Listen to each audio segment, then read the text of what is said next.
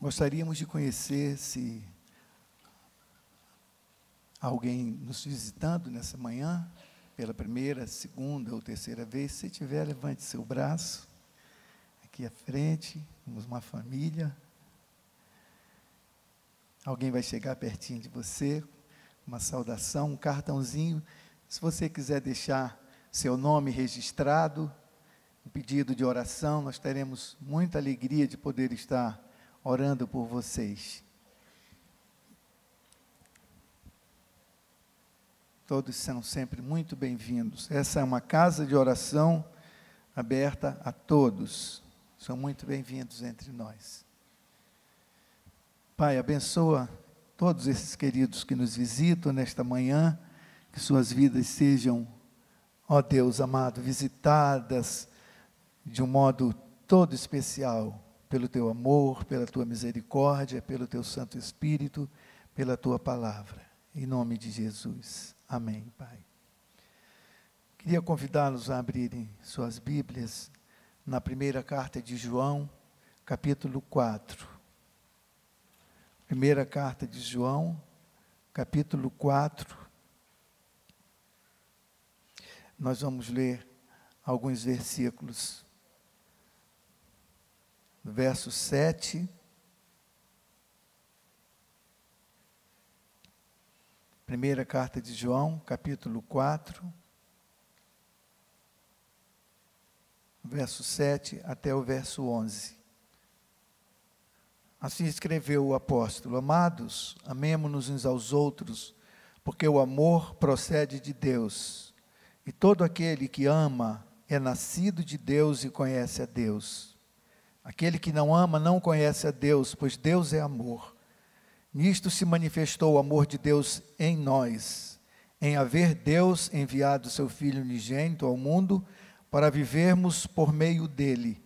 Nisto consiste o amor, não em que nós tenhamos amado a Deus, mas em que ele nos amou e enviou o seu Filho como propiciação pelos nossos pecados. Amados, se Deus de tal maneira nos amou, devemos nós também amar uns aos outros.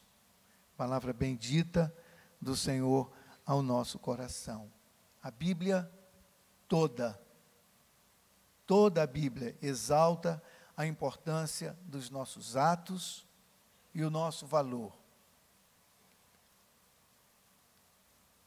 Mas quando a Bíblia fala sobre isso, ela descobre algo que está dentro de nós também, faz parte dessa nossa natureza velha, caída, o egoísmo. Quando nós estudamos ou lemos as cartas com a atenção especificamente voltada para isso, nós descobrimos vários preceitos. A palavra que cura, a palavra que limpa, com o sentido de nos livrar, de descambarmos para viver a vida como morte, não como vida, a vida abundante que Jesus nos prometeu e é nossa. Nele nós devemos viver agora. Romanos 12:10 diz que nós devemos amar uns aos outros. A tendência é contrária. Romanos 15:7 diz: aceitem-se uns aos outros. Segundo aos Coríntios 13:12 diz: saúdem-se uns aos outros, cumprimentem-se, vejam-se. 1 Coríntios 12:25 diz: cuidem uns dos outros.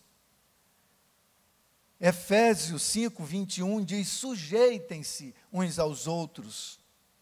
Colossenses 3:13 diz: suportem, segurem, coloquem-se embaixo da carga, seja suporte para o outro. Gálatas 5:26 diz: não tenham inveja uns dos outros. Romanos 14:13 diz: deixem de julgar uns aos outros. Tiago 5:9 diz: não se queixem uns dos outros. Gálatas 5:26 diz: não provoquem uns aos outros. Tiago 5:16 diz: confessem os seus pecados uns aos outros. 1 Tessalonicenses 5:11 diz: edifiquem-se uns aos outros. Colossenses 3,16, ensinem-se, compartilhem. 1 Tessalonicenses 5,12 diz, aconselhem-se uns aos outros. 1 Pedro 4,10, sirvam uns aos outros. 1 Pedro 4,9 diz, hospedem uns aos outros, acolham-se uns aos outros. Eu gosto tanto desse texto. E Efésios 4,32 diz, sejam bondosos uns para com os outros. E Tiago 5,16 diz, orem uns pelos outros. Nós vamos encontrando, a Bíblia é cheia de preceitos que nos ensinam a desfrutar da realidade desse amor maravilhoso com o qual nós já fomos amados, provadamente amados. Ele veio, Jesus veio, revelação do amor supremo, e agora nele nós podemos viver, porque esse amor está dentro de nós, e ele se revela e se fortalece quando nós nos dilatamos para o cumprimento da segunda parte do mandamento mais importante. Um dia perguntaram a Jesus, qual é o maior mandamento? E ele disse que nós devíamos amar a Deus com todo o nosso coração, com tudo que somos e temos. Mas isso não seria suficiente, poderia virar apenas um religiosismo, porque quem não ama o próximo não conhece a Deus. Você está amando uma ideia. Quando nós seguimos avante e atendemos ao que Jesus disse, e amar os outros com a mesma preocupação que demonstramos por nós mesmos. Ou seja, nós devemos amar o outro como queremos ser amados. Devemos, para entender melhor o que é isso, colocarmos-nos sempre no lugar do outro, diante das suas demandas, que são constantes nas nossas relações. Quando nós ficamos obcecados por nós mesmos, o sentido da vida é perdido. Amar é servir a Deus, amar e servir ao próximo.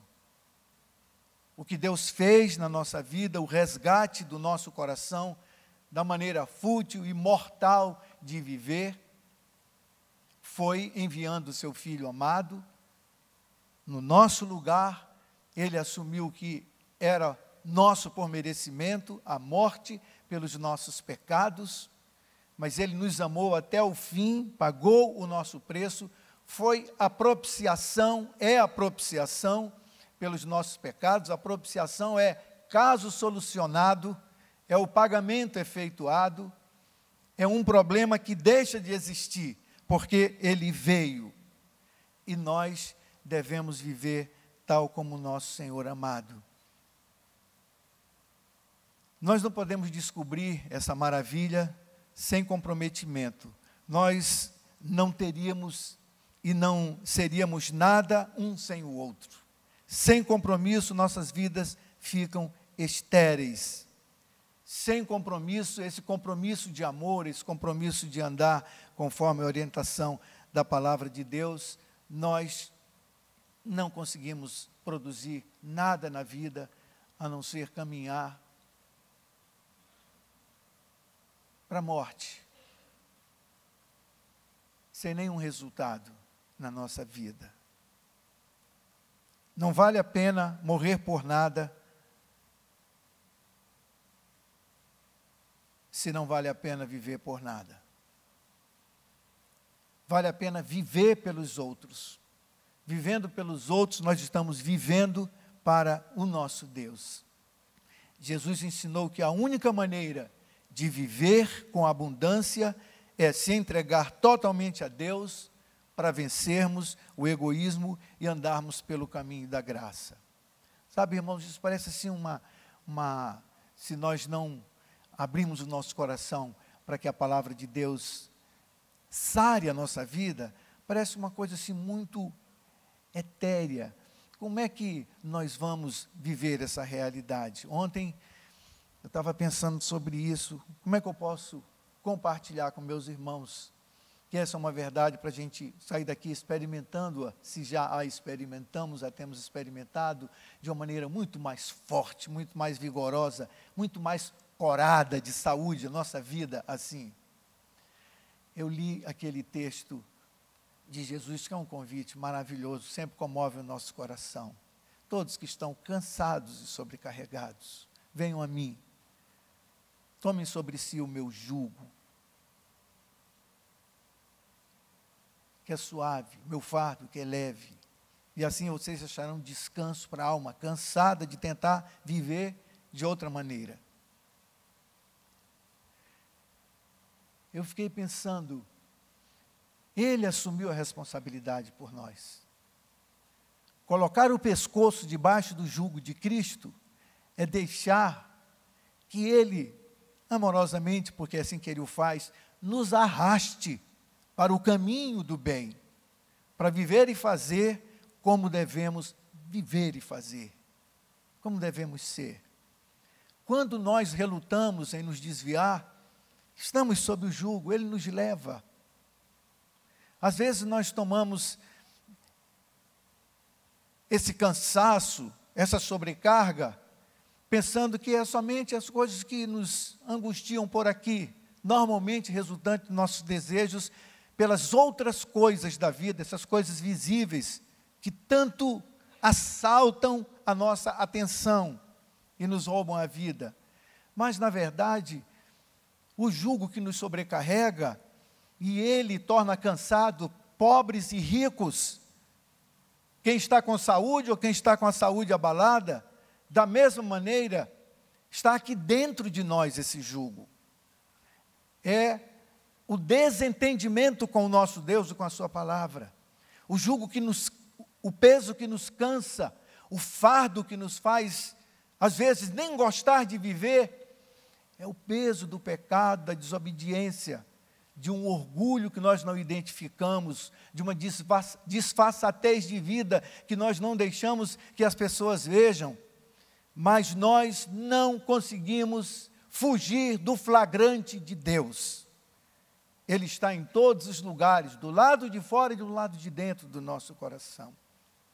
Por isso o texto nos lembra sempre, amar a Deus sobre todas as coisas e transformar a vida pela obediência desse amor, a esse amor dentro do nosso coração. Amarmos uns aos outros, cuidarmos uns dos outros. Em casa vai melhorar, no trabalho vai melhorar, o Brasil vai melhorar, o mundo vai melhorar, se nós resolvermos começar. Eu digo uma frase bonita, para a gente vencer a distância de um longo caminho, nós devemos começar a resolver esse problema dando o primeiro passo. O primeiro passo não é ser amado, o primeiro passo é amar. Que Deus tenha misericórdia de nós. Essa seja uma semana de transformação na nossa vida, na nossa casa. Simplesmente porque desejamos, e o Espírito de Deus nos fala, desejamos obedecer a Deus e viver como Ele nos ensina. Jesus em nós. Fechamos relembrando o texto. Que coisa maravilhosa. Nisto se manifestou o amor de Deus em nós. O amor de Deus em nós, em haver Deus enviado seu Filho unigênito ao mundo, para vivermos por meio dele, debaixo do jugo dele com ele. E esse amor consiste não em que nós tenhamos amado a Deus, mas em que Ele nos amou e enviou o seu Filho como solução, propiciação pelos nossos pecados. Amados, se de tal maneira Ele nos amou, devemos nós também amar uns aos outros. Queria chamar o pastor Vande para orar conosco, encerrando esse momento. Vamos ficar de pé, queridos.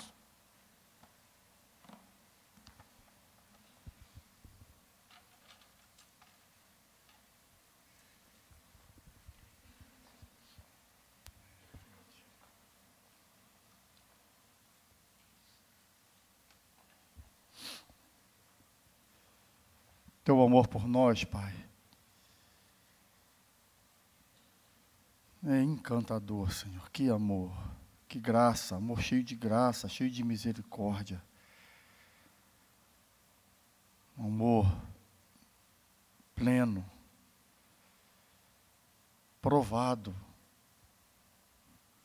porque Jesus morreu na cruz por causa do teu amor por nós. Obrigado, Senhor. Ah, Pai, que nós, enquanto teus filhos, teu povo,